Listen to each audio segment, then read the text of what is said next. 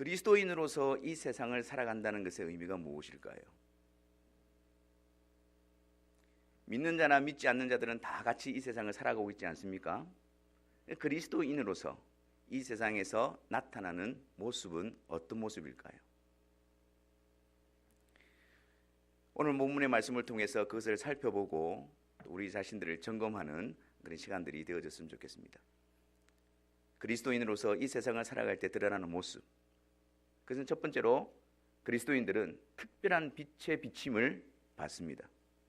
그리고 그리스도인들은 고난의 큰 싸움에 직면하게 되어집니다. 그리고 그리스도인들은 그 가운데서 하나님의 성품을 닮은 자로, 하나님을 닮은 자로 아름답게 빚어져가는 역사가 나타나게 되어집니다. 첫 번째로 그리스도인들은 특별한 하늘의 빛의 비침을 받는데, 오늘 32절 말씀해 보니까 전날에 너희가 빛을 받은 후에 라고 말씀하고 있습니다. 너희가 빛을 받은 후에, 이 말씀의 의미가 무엇일까요? 하늘로부터 비추어지는 거룩한 빛, 그것이 비추어졌다는 것은 무엇을 의미하는 것일까요? 하나님의 은혜로 허물과 죄로 죽었던 우리들에게 어두워져 있던 우리의 심령 가운데에 하늘의 거룩한 빛이 비추어집니다. 그래서 드러나는 것이 무엇입니까? 우리 안에 있는 죄된 속성이 드러나기 시작합니다. 그 하나님의 거룩한 빛의 비침을 통해서 우리가 얼마나 하나님 앞에서 죄인인가 라는 것을 인정하게 하십니다. 그리고 그 죄로 말미암아 우리가 얼마나 절망 가운데에, 비참한 가운데 빠져있는 인생인가, 그것을 깨닫게 하십니다. 거기서 끝나는 것이 아닙니다. 그 빛은 곧 우리로 하여금 절망스럽고 비참함 가운데 빠져있는 우리로 하여금 우리 구주이신 예수 그리스도를 보여주고 그분을 바라보게 합니다. 이런 죄인된 우리를 구원하여 주시기 위해서 이 땅에 오신 예수 그리스도, 나의 모든 죄에서 깨끗하게 하시고 거룩하신 하나님의 공의에 만족하시며 우리를 의롭게 하실 예수 그리스도, 그분을 보여주고 그분 앞으로 나아가도록 우리를 인도하시는 겁니다. 창세전에 그리스도 안에서 택할 자를, 구원할 자를 택하신 그 성부 하나님의 뜻이 때가 되어 예수 그리스도를 이 세상에 보내주시고 성령을 통하여 각 사람을 부르시는 것으로서 이 놀라운 빛이 드러나게 되는 것입니다. 여러분들은 어떻게 예수님을 믿게 되어졌습니까? 여러분들 가운데에 어떻게 이 거룩한 빛이 비춰지게 되어졌습니까?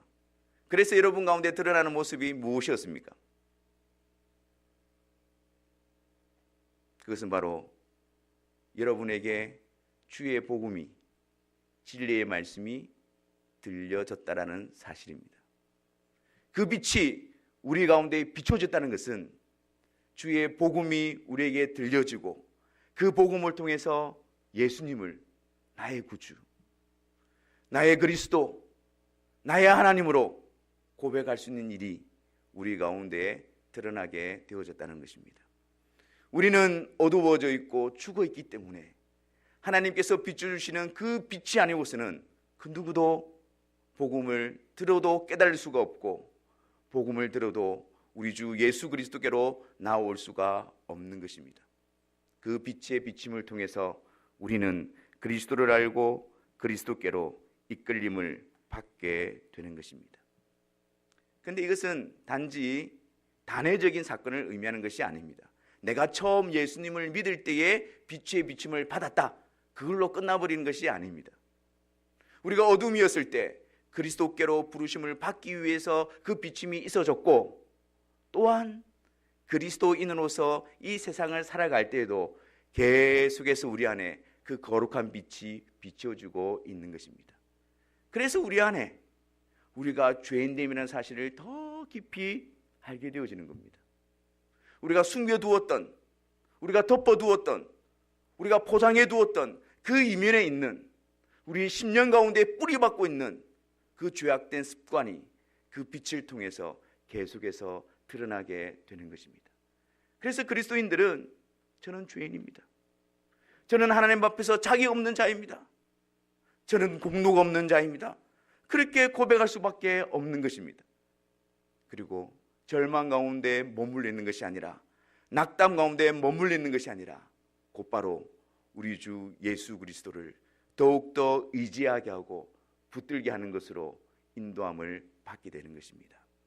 그 거룩한 빛이 내 안에 계속해서 비춰주고 있다는 것은 내가 죄인이라는 사실을 계속해서 인정하고, 이런 나를 위해서 그리스도께서 이루신 온전한 공로를 의지하는 것으로서 우리 안에 나타나게 되는 것입니다. 두 번째로, 그리스도인들은 이 세상에서 어떤 모습으로 나타나는 것일까요? 32절 말씀 계속해서 보면, 전날에 너희가 빛을 받은 후에 무엇입니까? 고난의 큰 싸움을 견뎌낸 것을 생각하라, 그렇게 말합니다. 빛을 받은 후에, 그리스도를 나의 구주로 모셔드리고 내가 그리스도의 소유가 되어진 그 후에 일어났던 일이 무엇입니까? 일어나는 일이 무엇입니까? 고난의 큰 싸움입니다. 우리는 일반적으로 막연한 이런 기대를 가지고 있습니다. 내가 예수님을 믿어서 신앙생활을 잘하면 내가 일이 잘 풀려질 것이다, 그런 기대감을 가지고 있습니다. 내가 예수님을 잘 믿고 신앙생활을 열심히 하면 내가 하는 일에 있어서 형통하게 될 것이다, 그런 막연한 기대를 우리가 가지고 있지 않습니까? 하지만 오늘 본문의 말씀은 우리의 이런 막연한 기대를 뒤엎어버립니다. 오늘 말씀에 너희가 빛을 받은 후에 고난의 큰 싸움을 말씀하고 있는 겁니다. 그리스도인으로 부름을 받은 후에 우리가 직면하는, 이 세상에서 직면하는 현실은 고난의 큰 싸움입니다. 그 당시에, 지금 이 히브리서가 기록되어진 그 당시에 예수님을 공식적으로 나의 구주로 고백하고 세례를 받은 사람들은 많은 사람들로부터 공식적으로 수치와 핍박을 당했습니다. 더욱이 유대인들 중에서 예수님을 구주로 믿고 예수님께 나온 자들은 그들이 당했던 고난의 싸움은 이루 말로 표현할 수가 없는 정도였습니다. 유대인들은 그냥 종교를 바꾸는 정도가 아니었습니다. 유대교를 버리고 그리스도교로 간다는 것은 그가 태어나고 그가 자라고 그가 가지고 있는 모든 생활의 터전을 잃어버리는 것을 의미하는 겁니다. 가족으로부터의 내침을 의미하는 겁니다. 친척으로부터, 형제로부터, 동족으로부터 끊어지고 쫓겨나는 것을 의미하는 것입니다. 예수 그리스도 때문에 그들은 그 모든 것들을 감당하고 그리스도 앞으로 나오게 되어진 것입니다. 그들이 그 많은 희생을 감당하고 그 많은 대가를 지불하고 그리스도께 나와서 그들이 직면한 현실은 무엇이었습니까? 더 많은 싸움이었습니다. 더 많은 핍박이었습니다. 더 많은 박해였습니다. 더 많은 조롱이었습니다. 비난이었습니다. 왜 그런 걸까요? 그리스도 안에서 하나님께서 하나님의 자녀로 부르신 자들인데 그들을 왜 세상 가운데서 그런 고난과 혼란과 박해와 핍박 가운데 하나님은 내버려 두고 계신 것일까요? 하나님께서 그들을 버리신 것입니까? 하나님께서 능력이 부족하신 것입니까? 그래서 그 하나님의 자녀들이 그 세상의 핍박 가운데서 신음하고 고통하고 고난당하는 것을 그냥 두고만 보고 계신 겁니까? 아니에요, 여러분. 이것이 바로 이 세상에서 그리스도인의 모습으로 당연한 것입니다. 원래 우리가 세상에 속해 있었던 자들이 아닙니까? 세상을 살아가는 자들이 아니었습니까? 그런데 그리스도인이 되었다는 것은 무엇을 의미합니까? 예수 그리스도로 말미암아 세상으로부터 건져내어져서 예수 그리스도께 속한 자가 되어졌다라는 사실입니다. 이 세상에 속해서 이 세상의 신을 따라가고 할 때는 아무런 문제가 없었습니다. 그런데 이 세상 속에서 그리스도께 속한 자로 살아갈 때에 이 세상은 그리스도인들을 그냥 두지 않기 때문입니다. 그것은 단지 환난과 핍박과 박해의 의미만 가진 것이 아니라 우리가 세상에 더 이상 속하지 않고 그리스도께 속했다라는 복된 증거가 되어지는 것입니다. 그래서 주님께서도 요한복음 15장 18절과 19절 말씀해 보면 이렇게 말씀하셨지요. 우리 같이 한번 읽어보겠습니다. 세상이 너희를 미워하면 너희보다 먼저 나를 미워한 줄을 알라. 너희가 세상에 속하였으면 세상이 자기의 것을 사랑할 것이나 너희는 세상에 속한 자가 아니요 도리어 내가 너희를 세상에서 택하였기 때문에 세상이 너희를 미워하느니라. 그리스도인이고 하나님의 택함을 받아 하나님의 백성이라고 하면서 세상에서 아무런 문제 없이 살아가는 그것이 이상한 일입니다. 그리스도인으로서 주님을 믿는 그 일 때문에 세상으로부터 핍박받고 박해받고 하는 그 일이 당연한 것입니다. 왜요? 우리는 더 이상 세상에 속한 자가 아니라 예수 그리스도께 속한 자가 되었기 때문입니다. 주님이 이 세상에 오셔서 당하셨던 능욕, 주님이 이 세상에 오셔서 감당하셨던 그 고난, 그 길을 우리가 같이 걸어가고 있기 때문에 우리가 같은 고난과 핍박과 박해를 받는 것입니다. 이것은 슬픈 일도 아니요, 이것은 안타까운 일도 아니요, 오히려 기뻐해야 하는 일입니다. 그래서 사도들은 우리가 예수 그리스도의 이름을 전하는 일에 합당한 자로 부르심을 받은 것을 기뻐하면서 그 능욕과 핍박과 조롱을 감당하며 그 일을 계속해서 감당했던 자들인 것입니다. 오늘 본문에 고난의 큰 싸움은 두 가지로 나타난다고 합니다. 하나는 비방이고 하나는 환난입니다. 근데 여러분, 이 비방이라는 것은요, 그냥 우리가 다른 사람에게 조롱거리가 되어주고 그런 비난의 대상이 되어주고 그것을 말하는 것이 아닙니다. 이 비방이라는 단어가 이 히브리서 안에서 어떻게 사용되어지냐면은 히브리서 11장 26절에 보면 그리스도를 위하여 받는 수모, 그것을 이 비방과 같은 단어를 사용하고 있습니다. 그리고 히브리서 13장 13절에 보면 예수 그리스도께서 당하신 그 치욕, 그것을 이 비방이라는 단어와 같이 사용하고 있습니다. 무엇을 의미합니까? 우리가 예수님 때문에, 예수님을 위하여, 그리고 예수님이 당하신 그 고난을 우리가 함께 받고 있다는 그것이 우리가 주님께 속했다라는 복된 증거로 세워져 있는 것입니다. 여러분, 주님 때문에, 주님에 대한 믿음을 지키기 위해서 여러분이 세상으로부터 핍박을 당하고 어려움을 당하면 즐거워하고 기뻐하십시오. 주님께 속했다라는 복된 증거입니다. 반대로 내가 그리스도인이라고 자처하면서 내가 주님을 따른다라고 이야기하면서 세상으로부터 환영받고 세상으로부터 박수받고 아무런 일 없이 살아가는 것을 두려워하십시오. 그것이 영적으로 우리에게 어떤 의미인가를 점검하셔야 합니다. 그러므로 우리는 예수님을 따르고 그리스도인이라는 확신을 가지고 주님의 뒤를 따를 때에 반드시 각오해야 합니다. 많은 대적들이 우리를 공격하고 많은 원수들이 우리를 흔들어 놓을 것을 우리는 각오해야 합니다. 우리가 주님을 따르는 자라고 한다면 세상으로부터의 박수가 아니라 미움을 받게 될 것이라는 것을 각오해야 합니다. 우리가 주님을 따르는 자들이라고 한다면 주를 믿고 따르는 이 일에 대해서 악한 세력이 우리를 비방하고 우리를 흔들어 놓고 가진 수단과 방법을 가리지 않고 중상모략하며 우리를 넘어뜨리기 위해서 그렇게 역사할 것을 각오하고 우리는 주님을 따라야 합니다.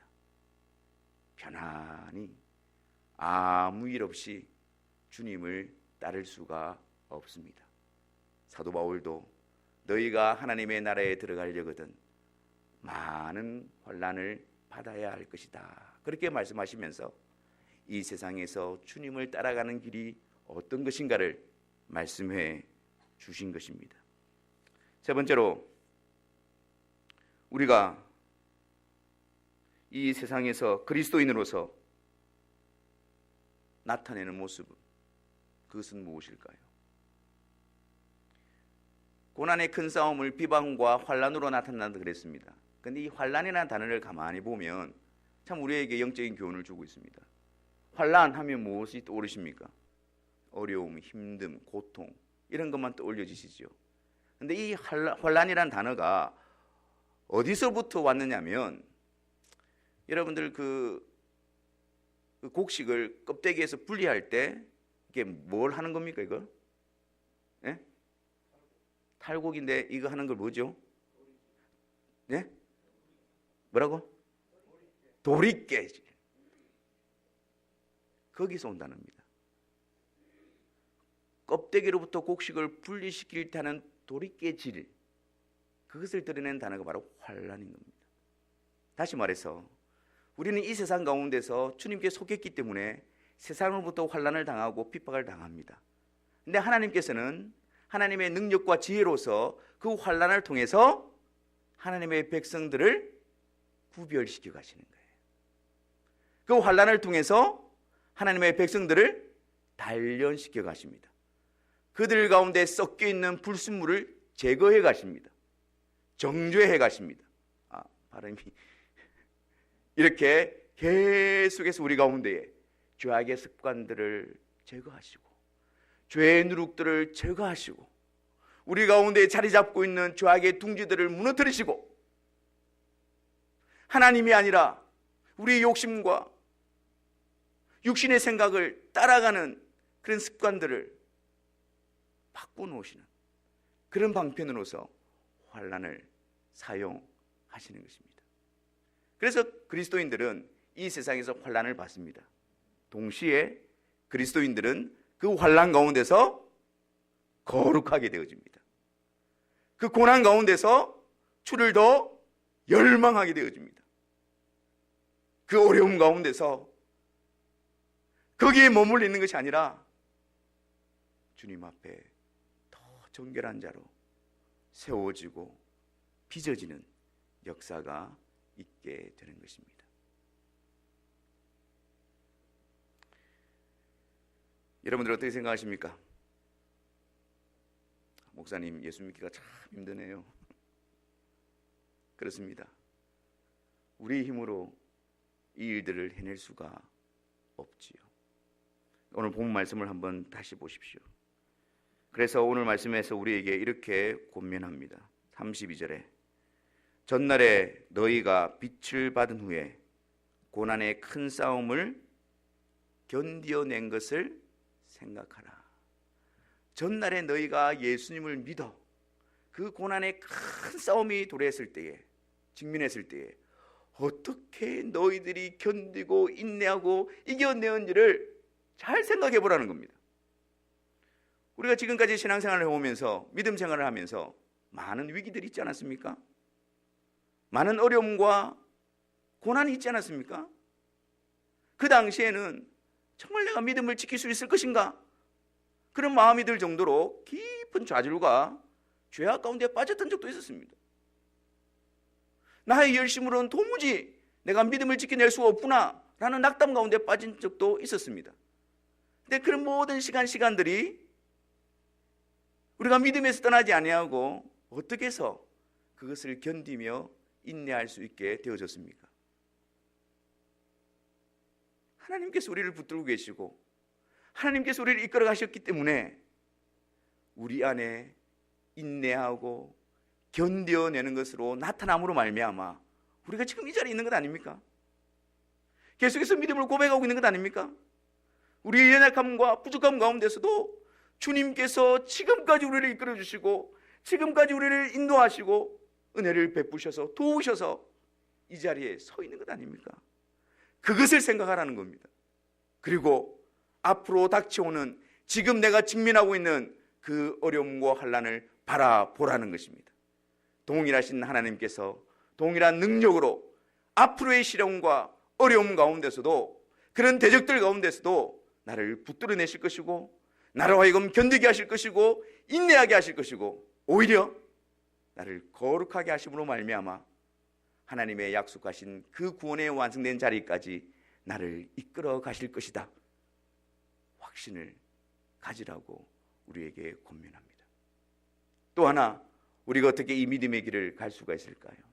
오늘 본문에 보니까 이 환란의 큰 싸움으로 인해서 그들이 갇히기도 하고요, 그들의 소유도 빼앗기기도 했습니다. 근데 34절에 보니까 그들이 갇히고 또 소유를 빼앗겼는데도 불구하고 기쁘게 당한 것은, 이렇게 이야기합니다. 기쁨으로 그 일을 감당했다는 겁니다. 그랬던 이유가 무엇입니까? 더 낫고 영구한 소유가 있는 줄 알미라. 이 세상의 소유, 그것은 빼앗기기도 하고 잠시 잠깐이면 사라지기도 하고 그런 것들입니다. 근데 그런 상황 가운데서 성도들이 바라보았던 것이 무엇입니까? 비교할 수 없을 정도로 훨씬 뛰어나고 영구한, 영원한 그리스도 안에 예비되어져 있는 하나님의 나라, 그리스도인들에게 허락하신 하나님의 그 복됨, 그것을 바라보고 있었던 것입니다. 그래, 지금은 빼앗기고 지금은 사라지고 지금은 어려움을 당하고 고통을 당하지만 나에게는 하늘에 간직한 그리스도 예수로 말미암은 영원한 소유, 그 나라가 예비되어져 있다라는 것을 알고 확신하게 될 때에 오늘의 고난을 견디는 힘을 얻게 되더라는 것입니다. 내가 당한 어려움을 바라보고 시련 가운데서 그 안에서 내가 이겨내는 것이 아니라 그런 상황 속에서 비교할 수 없는 하나님이 예비하신, 그리스도 안에서 예비하신 그 영원한 것을 바라보게 될 때에 우리가 넉넉하게 기쁨으로 그 일들을 이기게 되더라는 것입니다. 사랑하는 성도 여러분, 그리스도 때문에 어려움을 당하고 핍박을 당하고 빼앗기기도 합니다. 하지만 그리스도인의 실제적인 소유는 아무 이상이 없음을 확신하시기를 바랍니다. 그것이 무엇입니까? 하나님의 사랑, 예수 그리스도를 통한 구원, 성령의 위로하심, 하늘에 간직되어 있는 영광스러운 그 나라, 그것이 그리스도인의 실제적인 소유이며 그것은 어떤 핍박과 어려움 가운데 있다 할지라도 하나님의 능력으로 하늘에 간직해져 있으며 우리를 위하여 예비되어져 있다는 사실을 확신할 때에 오늘 현실의 어려움과 실패와 낙담을 우리는 넉넉하게 이겨낼 수가 있을 것입니다. 이것을 아는 자, 이것을 보는 자, 이것을 확신하는 자만이 그 일들을 감당할 수가 있을 것입니다. 근데 오늘 본문에 보니까 35절에 그러므로 너희 담대함을 버리지 말라, 이것이 큰 상을 얻게 하느니라 라고 말씀하시면서 더 낫고 영구한 소유, 하늘에 있는 우리를 위해서 예비되어진 그 영원한 나라를 35절에서는 큰 상으로 나타내고 있습니다. 우리 이 부분을 바르게 이해하지 못하면 오해의 소지가 있습니다. 오늘 본문 말씀으로 보면 그래, 내가 담대함으로 그런 상황 가운데서 믿음을 지키고 인내하고 견디어내었을 때 하나님께서 천국을 우리에게 상으로 베풀어 주시는구나, 그렇게 이해할 수도 있습니다. 하지만 여러분, 그것은 잘못된 이해입니다. 우리가 사는 세상에서 상이라고 이야기했을 때 먼저 떠올려지는 개념이 무엇입니까? 상을 아무나 줍니까? 자격이 있어야 주지요. 공로가 있어야 줍니다. 잘해야 줍니다. 그런 개념이 우리 세상에서 통용되어지는 개념이 상입니다. 근데 여러분, 성경에서 상은 전혀 그런 개념이 들어가 있지가 않습니다. 내가 수고하고 내가 잘하고 내가 자격이 있어서 그 상을 받는다, 이런 개념이 성경에는 전혀 배제되어져 있습니다. 그 증거로서 상이라는 단어가 성경에서 제일 먼저 어디에 나올까요?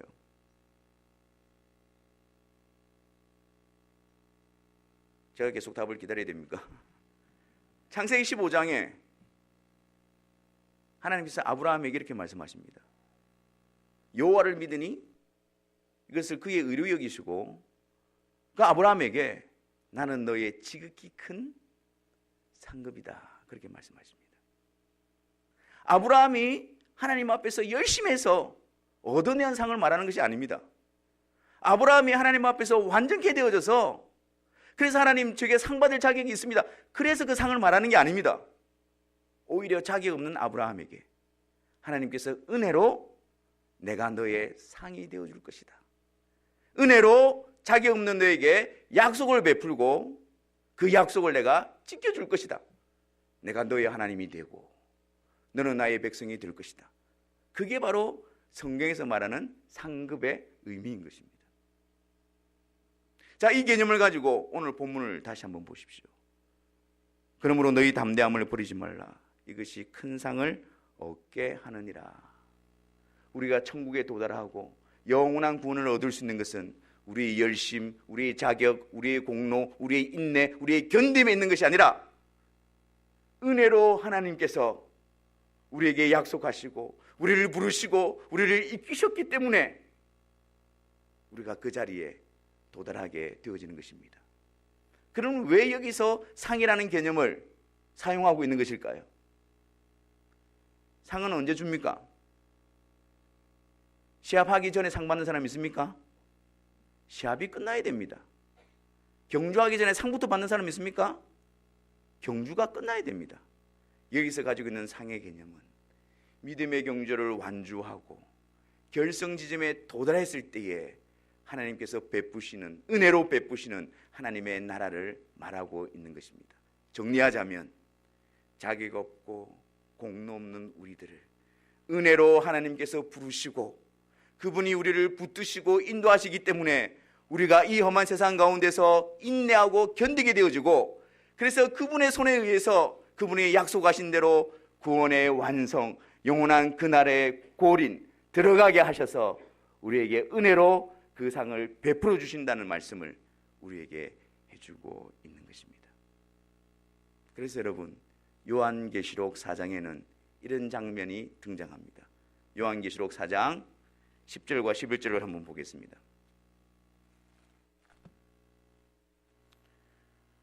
24장로들이 보좌에 앉으신 이 앞에 엎드려 세세토록 살아계신 이에게 경배하고 자기의 관을 보좌 앞에 드리며 이르되 우리 주 하나님이여 영광과 존귀와 권능을 받으시는 것이 합당하오니, 이렇게 말하고 있습니다.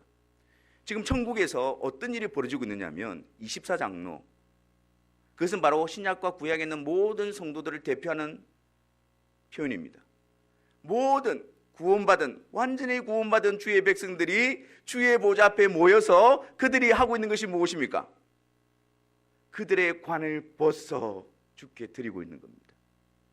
하나님께서 그들을 불러서 그리스도 안에서 그들에게 베푸신 의의 면류관, 생명의 면류관, 승리의 면류관, 은혜로 받은 그것을 다시 그들은 벗어서 주 앞에 드리고 있는 겁니다. 면류관 벗어서 주 앞에 드리세. 그러면서 고백하는 것이 모든 영광과 찬송과 경배를 받으실 분은 오직 하나님이십니다. 제가 이 면류관을 취하고 있고 제가 이 자리에 있는 것은 저의 자격이나 공로가 아니라 오직 성부, 성자, 성령 하나님의 역사하심이며 은혜이며 하나님 때문입니다. 그래서 그 면류관을 벗어서 하나님께 드리는 그 장면이 이곳에 등장하고 있는 것입니다.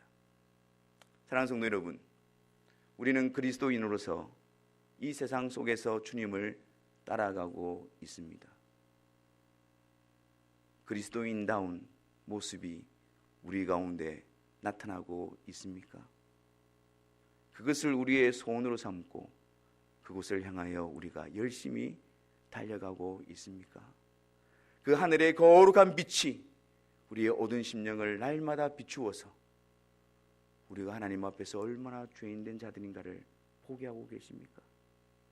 자격 없는 나를 위해서 그 아들을 통해서 구원하시는 그 놀라운 하나님의 사랑과 그리스도의 구속하심을 날마다 바라보며 그것을 의지하며 감사하고 있으십니까? 우리가 그리스도인으로서 이 세상에서 주님을 따라갈 때에 많은 환난과 핍박 앞에서 우리는 어떤 자세를 취하고 있습니까? 혹시 낙담하고 낙심하고 좌절하고 있지는 않습니까? 그 시간을 통해서 우리를 구별시키시고 그 시간을 통해서 우리를 거룩해 하시고 주님의 형상을 닮은 자로 만들어가는 그 하나님의 손길임을 알지 못하고 괴로움 때문에 힘든 때문에 그 자리를 박차고 나오고 있지는 않습니까? 아니 오히려 세상 속에서 환호와 박수와 영광을 받기 위해서 우리가 그리스도인이라는 사실을 숨기고 살아가고 있지는 않습니까? 세상으로부터 어떤 대접을 받고 있습니까? 환난과 핍박을 통해서 그리스도께 속한 자라는 인정을 받고 있습니까? 아니면 그리스도인이면서 세상에 속한 사람처럼 그렇게 살아가고 있습니까? 우리가 그리스도인으로서 주님의 길을 따라가고 있다면, 그 주님이 나를 붙들고 있다면 우리 안에 그 상황 속에서 인내와 견딤과 하나님을 닮아가는 거룩함의 역사가 반드시 나타나게 될 것입니다. 이것을 사모하고 이것을 바라보고 그것을 회피하고 핑계하여 도망쳐가는 것이 아니라 감사함으로 주님 가신 그 길을 우리가 따라가야 되지 않겠습니까? 세상 속에서 환난과 어려움과 고통이 있다 할지라도 내가 주님께 속해 있고 이 길 끝에 내가 영원한 주님을 만날 것을 기대하며 소망하며 잠깐 후면 오실 그 주님을 바라보면서 인내하며 견디며 우리가 그 길을 기쁘게 걸어가야 되지 않겠습니까? 우리 모두가 다 주님 앞에 섰을 때에 주님께서 우리에게 씌워주신 그 영광의 면류관을 벗어 주님께 드리며 나의 나 된 것은 오직 하나님의 은혜이며 성부 성자 성령 하나님의 놀라우신 역사 때문입니다. 모든 영광과 찬송과 경배를 주님 홀로 받으시옵소서. 우리 모두가 다 그날에 그 자리에서 함께 주님께 영광을 돌려드리시는 저와 여러분들이 되시기를 주님의 이름으로 축원합니다. 기도하겠습니다.